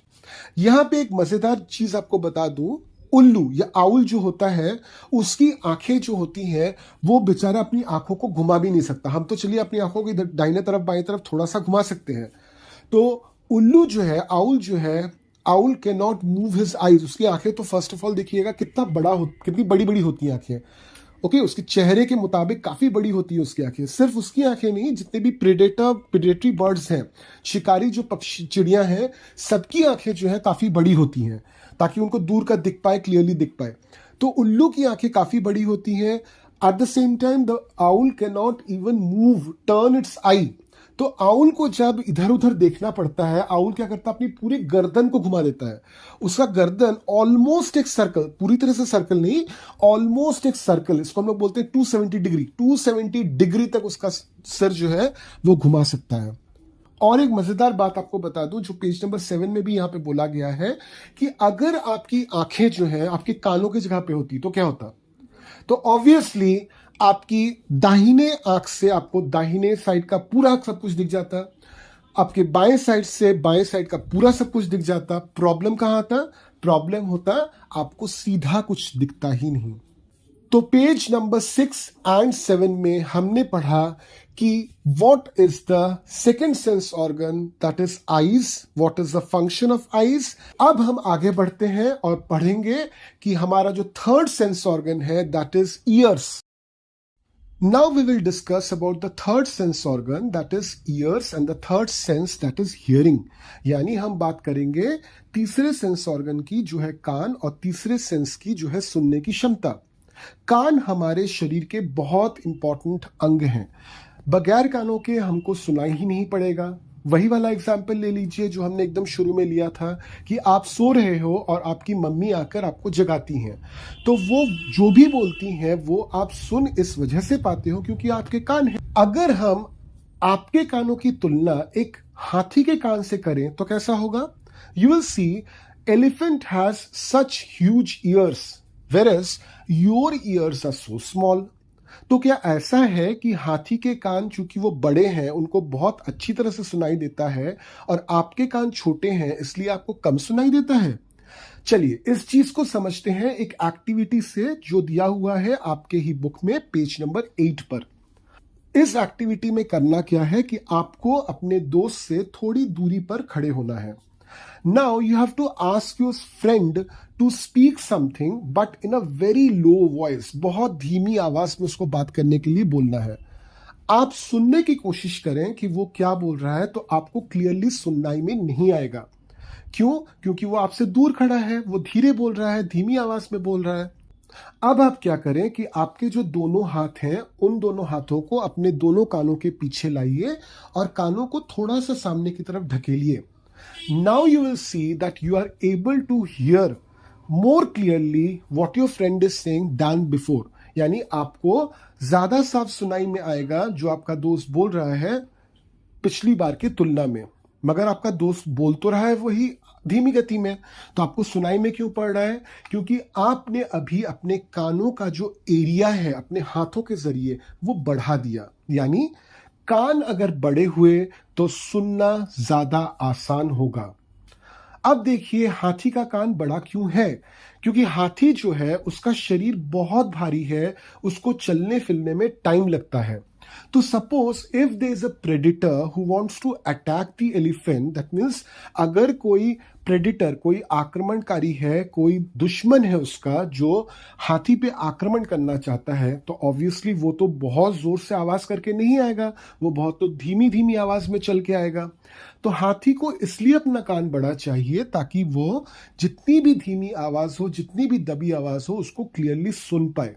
यानी कि आपको समझ में आ गया कि कान बड़े हुए तो हमको सुनना ज्यादा आसान हो जाएगा। अब बहुत सारे एनिमल्स हैं जिनके कान हमको दिखते हैं, कुछ के कान तो बहुत ही छोटे होते हैं। बहुत सारे एनिमल्स हैं जिनके कान काफी बड़े होते हैं हमसे, जैसे हाथी के कान काफी बड़े होते हैं, कुत्ते के कान, बिल्लियों के कान ये काफी बड़े होते हैं। जबकि कुछ एनिमल्स हैं जिनके कान काफी छोटे होते हैं, जैसे चूहे के कान काफी छोटे होते हैं। अब चलिए समझते हैं कि ये जो साउंड है जिसको हम कानों से सुनते हैं, आवाज जिसको हम कानों से सुनते हैं, ये एक जगह से दूसरी जगह जाता कैसे है। ये एक्टिविटी आपके बुक के पेज नंबर 9 में दिया हुआ है। इस एक्टिविटी में आपको करना क्या है कि आपको अपने डेस्क, स्कूल का जो डेस्क है आपका, उसके पास बैठना है और उसके पास बैठकर अपने हाथों से उस डेस्क पे टैप करना है। टैप मतलब धीरे धीरे टोकना है उस डेस्क को। अब जब टोक रहे हो आप डेस्क को तो ऑब्वियसली डेस्क से आवाज निकलेगी, उस आवाज को आप सुनिए।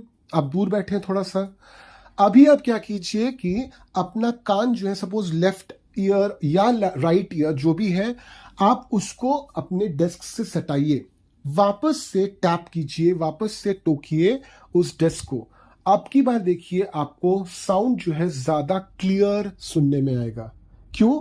क्योंकि आप साउंड जहां पे कर रहे हो, यानी कि डेस्क, वहीं पे आपका कान लगा हुआ है। तो साउंड की जो तरंगे हैं, साउंड की जो वेव्स हैं, साउंड की जो लेयर्स हैं, वो ज्यादा आसानी से तैरकर आपके कानों तक पहुंच रही हैं। जबकि पहली बार जब आप बैठे हुए थे तो द साउंड वेव्स वे taking time to travel to your eyes, because they have to first travel through the desk. उसको पहले डेस्क में से ट्रैवल करना है, फिर डेस्क से निकलकर हवा में से ट्रैवल करके उसको आपके कान तक पहुंचना है। तो इतना ज्यादा मीडियम चेंज होने से क्या होता है कि आपको सुनाई कम पड़ता है, क्लियरली सुनाई नहीं पड़ता। और एक चीज आपने नोटिस की होगी कि जब आप अपना कान सटाते हो डेस्क के साथ और फिर डेस्क को टैप करते हो तो थोड़ी थोड़ी वाइब्रेशन होती है। वाइब्रेशन मतलब थोड़ा थोड़ा आपको लगेगा चीजें हिल रही हैं। तो ये वाइब्रेशन भी बहुत इंपॉर्टेंट है जो साउंड तैयार करता है। Do you know how does a snake understand that you are coming close to it? जब आप सांप के करीब जाते हो तो सांप को समझ में कैसे आता है? अब देखिए सांप क्या है, ये एक ऐसा एनिमल है जो धरती पे रेंगता है। अ snake always crawls on the ground. तो होता क्या है कि जब आप चल के सांप के पास जाते हो तो आपको जो चलना होता है उससे क्या होता है, एक वाइब्रेशन तैयार होता है ग्राउंड पे, और इस वाइब्रेशन को सेंस करती है वो स्नेक और उसको समझ में आता है कि कोई उसके करीब आ रहा है। Now sound is something which is very important because sound has been used by human beings to transfer messages from one place to another. It has been used by animals also to transfer information from one place to another. कोई भी human being हो, कोई भी animal हो, जब उसको कोई भी इंफॉर्मेशन, कोई भी जानकारी एक जगह से दूसरी जगह पहुंचानी होती है तो वो साउंड का इस्तेमाल करता है. If you come to the page number 9 of your book, तो वहां पे आपको साउंड एंड मैसेजेस नाम के हेडिंग के नीचे कुछ पॉइंट्स मिलेंगे. चलिए रिपीट करते हैं उन पॉइंट्स को. सो पहला पॉइंट है, high up on a tree a langur warns others of the danger like tiger और leopard. The langur does this by making special warning call. क्या आपने कभी एनिमल प्लैनेट या नेशनल ज्योग्राफिक नाम का ये दो चैनल कभी देखा है टीवी पे? ट्राई करना अगली बार.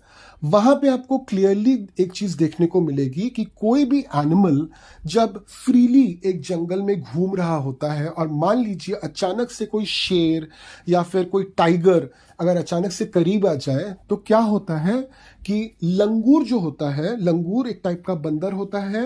लंगूर जो होता है वो जनरली पेड़ों के ऊपर रहता है. तो लंगूर को जैसे ही दिखता है ये शेर या जैसे ही दिखता है ये टाइगर, वो तुरंत एक तरह से साउंड करने लगता है, एक वार्निंग साउंड करने लगता है. And this warning sound when the other animals hear, they understand that yes there is a tiger और there is a lion near us and they start running. So sound plays a very important role in order to make the transmission of the message कि some danger is near, कुछ खतरा हमारे पास है. ये transfer करने में, ये information transfer करने में साउंड बहुत असरदार है. The second thing which is present is birds also give alarm calls to warn about the danger. Some birds even have different sounds for different kinds of danger. For example, there is a different warning call if the enemy is coming from the sky or if the enemy is coming from the ground. तो जैसे लंगूर की हमने बात कही, उस तरह से birds कभी कभार इस तरह का वार्निंग साउंड करते हैं. अगर आसमान से कोई एनिमी आ रहा है तो उसके लिए अलग साउंड निकालेंगे, अगर धरती पे कोई एनिमी है तो उसके लिए अलग साउंड निकालेंगे. The third point is fishes give alarm call by electric signals. अब देखिए, फिश मतलब मछली. मछली पानी में रहती है. अब पानी में मछली रहती है, हमने कभी मछली की आवाज सुनी नहीं है. इसका मतलब ये क्या कि मछली जो है वो आवाज पैदा नहीं कर पाती? ऑब्वियसली कर पाती है. तो कुछ मछलियां ऐसी होती हैं जिन मछलियों को अगर खतरा लगता है तो वो तरह तरह के सिग्नल्स तैयार करती हैं, इलेक्ट्रिक सिग्नल्स तैयार करती हैं बाकियों को वो इन्फॉर्म करने के लिए. Some animals start behaving in different way when an earthquake or storm is about to come. People who live in forests can observe such behavior of animals come to know of the danger. यानी कुछ animals ऐसे हैं जो earthquake मतलब भूकंप या फिर storm मतलब बहुत तेज आंधी को भी पहले से भांप लेते हैं. And what do this animals do? They start behaving in a very abnormal way. Normal तरीके से वो इधर उधर जाएंगे नहीं, नॉर्मल तरीके से आवाजें करेंगे नहीं, बहुत एबनॉर्मली वो बिहेव करना शुरू करते हैं.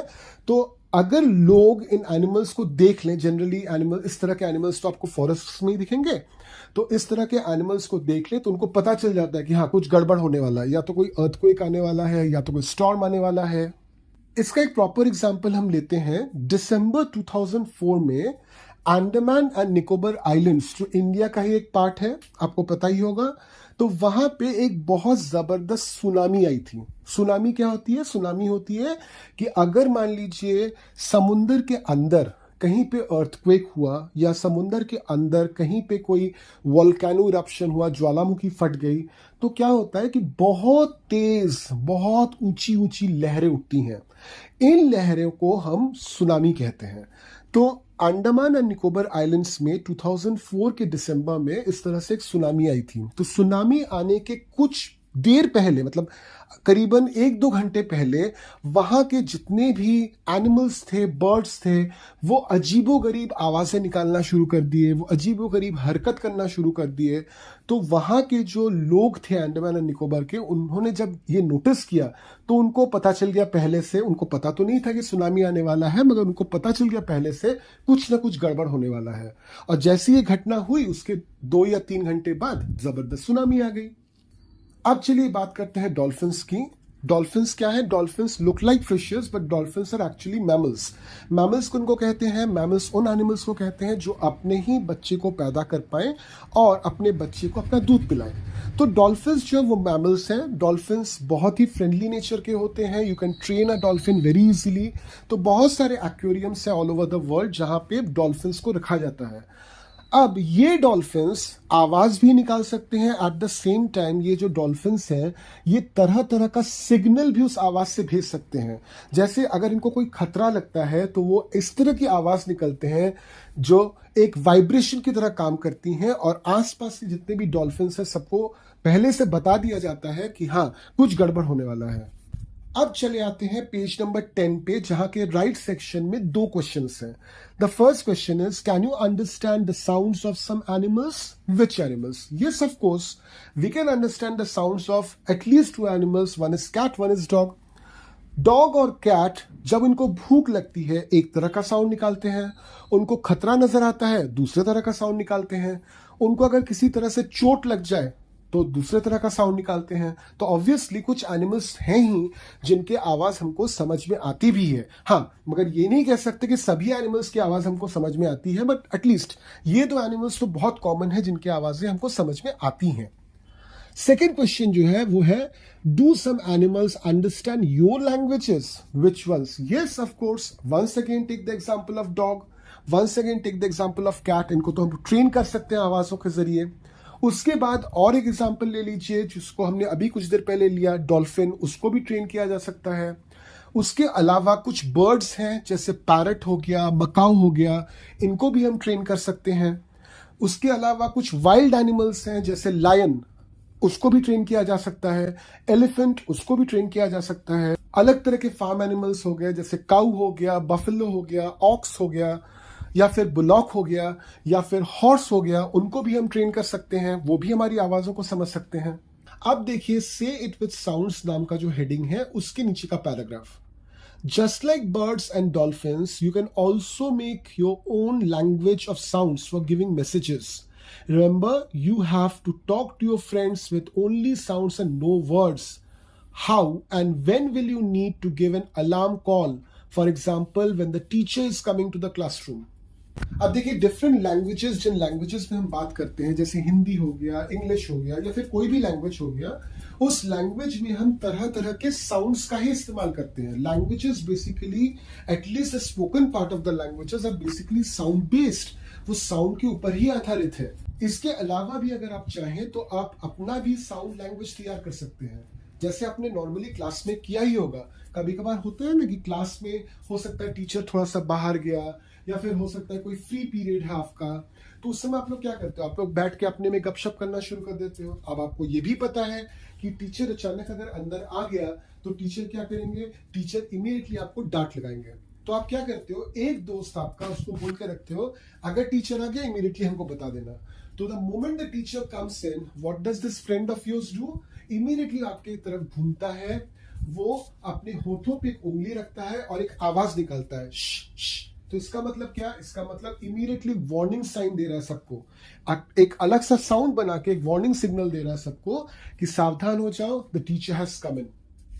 सो ओवरऑल हम कह सकते हैं कि आपका जो third sense organ, that is your ears, आपके कान, और जो थर्ड सेंस है दैट इज हियरिंग या सुनने की शक्ति, ये बहुत ज्यादा इंपॉर्टेंट है। ये बहुत ज्यादा इंपॉर्टेंट है साउंड्स को समझने के लिए, साउंड्स को सुनने के लिए, और उनको प्रॉपरली इंटरप्रेट अपने हिसाब से करने के लिए। इंटरप्रेट का मतलब है अपने हिसाब से समझने के लिए। तो अभी तक हमने 3 सेंस ऑर्गन्स पढ़े। पहला था नोज, जिससे हमको स्मेल की सेंस आती है। दूसरा था आईज, जिससे हमको सीइंग का सेंस आता है। और तीसरा है ईयर्स, जिससे हमको हियरिंग का सेंस आता है। इसके अगले पार्ट में हम कुछ एनिमल्स की बात करेंगे और उनके अजीबोगरीब बिहेवियर के बारे में बात करेंगे और समझने की कोशिश करेंगे कि वो ऐसा बिहेव क्यों करते हैं। नेचर ने हम सबको बनाया है, चाहे वो बर्ड्स हो, एनिमल्स हो, फिशेस हो, या फिर ह्यूमन बींग्स हो। सोचने में बहुत अजीब लगता है ना कि हम सबको बनाया तो नेचर ने है, हम सबको सेंस ऑर्गन्स और सेंसेस भी नेचर ने ही दी हैं, मगर फिर भी हम सब में कितना ज्यादा फर्क है। ये फर्क क्यों है? ऐसा क्यों है कि एक ह्यूमन बीइंग और एक डॉग में सुनने की क्षमता जो है, हियरिंग सेंस में इतना ज्यादा अंतर है? ऐसा क्यों है कि एक आउल रात को इतनी अच्छी तरह से देख पाता है जबकि एक इंसान अंधेरा होते ही उसको दिखता नहीं है? तो इसके पीछे ऑब्वियसली जो मेन वजह है वो यह है कि नेचर ने सबको सेंसेस तो दी हैं, सबको सेंस ऑर्गन्स तो दी हैं, मगर वो सेंस ऑर्गन्स, वो सेंसेस एक लिमिट तक दी हैं, और वो लिमिट डिसाइड करता है कि किस तरह की लाइफ वो इंडिविजुअल या वो ह्यूमन बीइंग या वो बर्ड या वो लिविंग बीइंग जीता है। तो अभी चलिए बात करते हैं कुछ ऐसे अजीबोगरीब बिहेवियर्स ऑफ एनिमल्स की जो हमने शायद नोटिस किया भी होगा या कभी कभार हमने उसको स्किप भी कर दिया होगा, मगर जानना बहुत जरूरी है। तो सबसे पहले चले आते हैं पेज नंबर 10 पे, जहां पे आपको एक होम लिजर्ड दिखेगा। ऑब्वियसली ये होम लिजर्ड आपके किताब में है, ये किताब से बाहर आने वाला नहीं है, तो आपको डरने की बात नहीं है। बट आपने एक चीज नोटिस की होगी, या शायद नोटिस नहीं भी की होगी। अगर नहीं की है तो अगली बार नोटिस करिए इसको। A home lizard you can see in your home in the month of summer and in the monsoon seasons, but you will not be able to see a home lizard in your home when it is winter. Why? कहाँ चले आते हैं home lizards winter में? और चले भी जाते हैं तो क्यों चले जाते हैं? इसका एक सिंपल रीजन है। देखिए, हर लिविंग बीइंग के अंदर एक लिक्विड है, जिस लिक्विड को हम लोग बोलते हैं ब्लड। हमारे अंदर भी ब्लड है, किसी दूसरे एनिमल में या किसी दूसरे इंसेक्ट में भी ब्लड है। अब ये ब्लड जो है हमारे शरीर में बहुत सारा काम करती है, जिसको आप बाद में पढ़ेंगे एक एक करके। But one of the very important functions of blood in our body is it keeps our body warm. वो हमारे शरीर को गर्म रखता है। अब कुछ ऐसे एनिमल्स या कुछ ऐसे लिविंग बीइंग्स होते हैं जिनका जो ब्लड होता है that is not as warm, उनको हम लोग बोलते हैं कोल्ड ब्लडेड एनिमल्स। लिजर्ड जो है वो कोल्ड ब्लडेड एनिमल है। अगर ये एनिमल विंटर के समय नॉर्मल जैसे समर्स और मॉनसून्स में चहल पहल करता है, अगर वो करे तो इस एनिमल की हालत खराब हो जाएगी, क्योंकि इसको बहुत ज्यादा ठंड लगेगी। सो इसलिए आपको विंटर्स के समय होम लिजर्ड्स नहीं दिखते। अब चले आइए पेज नंबर 11 पे, जहां पे आपको एक अजीबोगरीब एनिमल दिख रहा है। ये एनिमल आपको इंडिया में कहीं नहीं दिखेगा। इस एनिमल का नाम है स्लॉथ। ये एनिमल करीबन आपको बियर यानी भालू जैसा दिखता है, मगर ये भालू से कोसों दूर है। ये एनिमल है स्लॉथ, जो अपने दिन का 17 घंटा सो के बिताता है। स्लॉथ का इंग्लिश में मतलब होता है somebody who is extremely lazy, और ये एनिमल इतना लेजी है कि वह अपने दिन का 17 घंटे यानी 17 आवर्स सिर्फ सो के बिता देता है। अपनी जिंदगी का मैक्सिमम टाइम तो ये एनिमल सिर्फ सो के ही बिता देता है, और बहुत बहुत बहुत धीरे मूव करता है ये एनिमल। ये अपनी पूरी जिंदगी में, ये सिर्फ पेड़ों पे आपको दिखेगा, ये अपनी पूरी जिंदगी में सिर्फ 8 पेड़ ही बदल पाता है, यानी कि 8 पेड़ों पर ही जा पाता है। ये सिर्फ और सिर्फ पेड़ों की पत्तियां ही खाता है, यानी कि पूरी तरह से ये शाकाहारी एनिमल है। ये एनिमल लगभग 40 इयर्स तक जीता है, और पूरे हफ्ते में एक बार मे बी यूरिन या पॉटी करने के लिए ऊपर से पेड़ से नीचे आता है। अब घर पे मम्मी बोलती है ना कि ज्यादा सोओगे लेजी हो जाओगे। Take an example of sloth. ये 17 घंटे सोता है and it is extremely lazy. तो हमको स्लॉथ की तरह बिल्कुल नहीं बनना है, हमको बहुत सारे काम हैं। इसी पेज यानी पेज नंबर 11 में अगर आप ध्यान से देखें तो 4 एनिमल्स दिए हुए हैं, और उनके ऊपर एक सर्कल दिया हुआ है जिसमें कुछ पोर्शन शेडेड है। Now, what is this shaded portion? This shaded portion is how many hours that particular animal sleeps. Circle को बहुत ध्यान से देखिए, इसमें 12 पार्ट्स हैं, यानी कि हर एक पार्ट जो है वो 2 घंटे का होता है। कैसे मैंने 2 घंटा बोला? क्योंकि हर एक पार्ट अगर 2 घंटा होता है तो 2 को आप 12 के साथ यानी 12 के साथ मल्टीप्लाई कीजिए, कितना आएगा? 24, यानी कि 24 आवर्स का दिन। तो दिन में अगर 24 आवर्स हुए, यानी कि वो सर्कल अगर 24 आवर्स डिनोट करता है, तो सर्कल के हर एक पोर्शन, हर एक पार्ट आपको 2 घंटा डिनोट करता है। तो यहां से आपको कैलकुलेट करना है कि हर एक एनिमल जो है वो कितने घंटे सोता है दिन में। जैसे मैं आपको एक सॉल्व करके दे देता हूं। पहला जो एनिमल है दैट इज काऊ। काऊ में देखिए 2 पोर्शन शेडेड है। हर एक पोर्शन 2 घंटे का है, यानी कि 2 into 2 4 hours. That means cow will sleep for 4 hours in a day. मगर ये भी ध्यान में रखिए कि सोना यानी sleeping is very important for our health. If we do not sleep for minimum 8 hours a day, then our body will become very weak. क्योंकि स्लीपिंग एक ऐसा नेचुरल प्रोसेस है जिसके जरिए बॉडी खुद को रिपेयर करती है. सारा दिन हम जो भी काम करते हैं, चाहे वो बैठकर हो, खेल कूद में हो या पढ़ाई हो, जो भी काम करते हैं, इससे हमारे बॉडी के इंटरनल पार्ट्स में थोड़ा सा चेंजेस होता है, कुछ कुछ गड़बड़ होता है. तो इस गड़बड़ी को अगर रिपेयर करना है तो रिपेयर करने के लिए जो प्रोसेस है दैट इज स्लीपिंग. इसलिए हम टायर्ड भी हो जाते हैं सारा दिन जगने के बाद, तो टायर्डनेस भी हमारी दूर हो जाएगी स्लीपिंग के साथ. एट द सेम टाइम जब हम सोते हैं तो हमारी बॉडी खुद ब खुद रिपेयर भी हो जाती है. तो स्लीपिंग इज एक्सट्रीमली इंपॉर्टेंट. तो ऐसा मत सोचिएगा कि स्लीपिंग से सिर्फ लेजीनेस आती है. स्लीपिंग आपके शरीर के लिए बहुत जरूरी है. Now we come to the most fiercest of the animals, that is tiger. Tiger का नाम सुनते ही हमारे आंखों के सामने एक तस्वीर आती है जिसको हम पेज नंबर 12 में फिलहाल देख भी रहे हैं. Tiger is one of those animals जो सबसे फास्ट है, जो बहुत फुर्तीला है, जिसका एनर्जी लेवल बहुत ही हाई है और ये बहुत अच्छा शिकारी भी है. इस पर्टिकुलर पेज में हम 5 चीजें ऐसी देखेंगे टाइगर के बारे में जो शायद हमको पहले पता भी नहीं थी. तो पहली चीज क्या है कि tiger can see 6 times better at night than most of us. Obviously that is the reason why tiger इतना अच्छा शिकारी है. उसको शिकार अगर दिखे ही नहीं तो ऑब्वियसली वो शिकार कर भी नहीं पाएगा. और रात के समय क्या होता है कि बाकी एनिमल्स जो हैं वो थोड़ा सा अपना गार्ड डाउन कर लेते हैं, उनको लगता है कि हम पे कोई अटैक करेगा नहीं, तो टाइगर उस समय अटैक कर पाता है उनके ऊपर. तो टाइगर्स को 6 times बेहतर दिखता है आपसे और हमसे. Point number 2 है, a tiger's sense of hearing is very very sharp. So it is so sharp that it can make out the difference between rustling of leaves and sound of an animal moving in the grass. यानी कि उसकी सुनने की क्षमता इतनी clear है कि पत्तों की घड़घड़ाहट और अगर कोई एनिमल पत्तों के बीच से चले तो उसके पैर की आवाज, दोनों में बहुत अच्छी तरह से वो अंतर कर पाता है. और इसलिए उसको पता होता है कि उसका जो शिकार है कहाँ पे है. The ears of tiger can move in different directions and helps to catch sounds from them all around. हम अपने कानों को इधर उधर घुमा नहीं पाते, मगर टाइगर के कान जो है वो इधर उधर घूम पाते हैं. तो तरह तरह के डायरेक्शन से, अलग अलग डायरेक्शन से हर एक साउंड को वो कैच कर पाता है. Third point is, each tiger has its own area which may cover several kilometers. Tigers mark their area with their urine.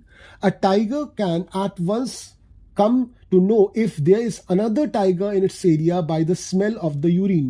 A tiger will avoid going into another tiger's area. तो जैसे हमने dogs के लिए भी पहले कहा था एक एग्जाम्पल में कि एनिमल्स का एक बहुत पिकुलियर नेचर होता है कि वो अपने टेरिटरी को, अपने एरिया को मार्क करके रखते हैं. तो ठीक उसी तरह से टाइगर भी अपने एरिया को मार्क करके रखता है. ऐसा नहीं है कि एक टाइगर है तो वो अपने जंगल में जहां पे भी चाहे वहां जाएगा, नहीं जाता है. एक टाइगर एक जंगल के एक फिक्स्ड एरिया में ही रहता है. उस एरिया को मार्क कैसे करता है? यूरिन से. तो वो जब यूरिन करता है, उसकी यूरिन की जो स्मेल होती है, उस स्मेल से वो मार्क करके रखता है और वो आसानी से पहचान भी जाता है अगर उस एरिया में कोई दूसरा टाइगर आ जाए. और वो खुद भी नहीं चाहता कि अपने एरिया को छोड़कर वो बाहर कहीं पे जाए. Now come to the fourth point. Tigers make different sounds for different purposes, like when it is angry or to call out its tigress. It can also roar or snarl. Its roar can be heard up to 3 kilometers away. Obviously ये बात हमने पहले भी देखी थी, monkeys के लिए देखी थी हमने, birds के लिए देखी थी कि sound, टाइगर्स भी डिफरेंट सिचुएशंस के लिए अलग अलग से साउंड क्रिएट कर सकते हैं. और टाइगर की आवाज को हम लोग क्या बोलते हैं? रोर बोलते हैं. ROAR, roar. तो टाइगर का जो रोर होता है वो हर एक चीज के लिए अलग होता है. हर एक उसका मीनिंग, रोर का मीनिंग होता है.